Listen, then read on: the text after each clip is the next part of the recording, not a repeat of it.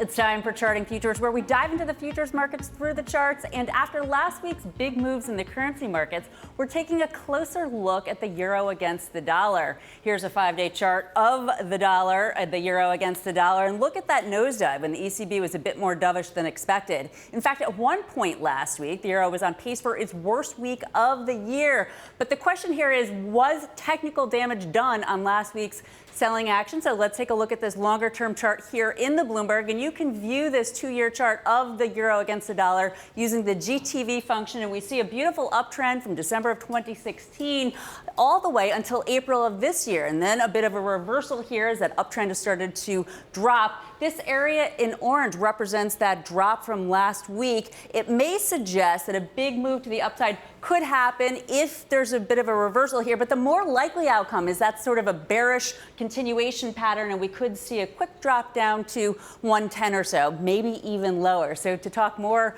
about what's possibly ahead for the euro against the dollar, I'd like to bring in Pat Nipper of Renaissance Macro. Thanks so much for taking the time. And from a more macro standpoint, what do you think about what's happening in Europe right now? We had the DAX down today. This action with the euro. From a macro standpoint, we're starting to see where Europe growth is slowing a little bit. You had Eurozone industrial production is starting to weaken on a year-over-year basis. It's still positive, but it's not as strong as it was. Now, that doesn't actually translate directly to the equity markets, but what it does give us is it gives us a signal that growth differentials may be starting to widen between Europe and the U.S. Well, speaking of widening, we have a great chart here that shows that there is a huge spread widening between the 10-year yield and the Bund. Let's take a look at this chart in the Bloomberg, and you could talk to us about really what it means here. Sure. So in the blue line, we have the U.S. 10-year yield. And this starts in 2008. It goes back to 2008, and the white line is the German Bund. And they paralleled pretty closely for quite some time. Then you started to see a divergence here right around 2013. And it continued to widen. That spread has widened pretty consistently over the past couple of years to where we are now. This is about the widest that this spread has been in really about 10 years or so. And what that means is that interest rates are more attractive in the United States than they are in Europe. So where's capital going to go? Capital is going to flow into the U.S. And if capital is flowing into the U.S., that's good for the dollar. Very, very interesting. So it sounds as though you would have a bearish setup on the euro. So let's take a look at your chart on the euro against the dollar in terms of a specific trade idea. And this is pretty interesting to me. This is a 2-year chart, too.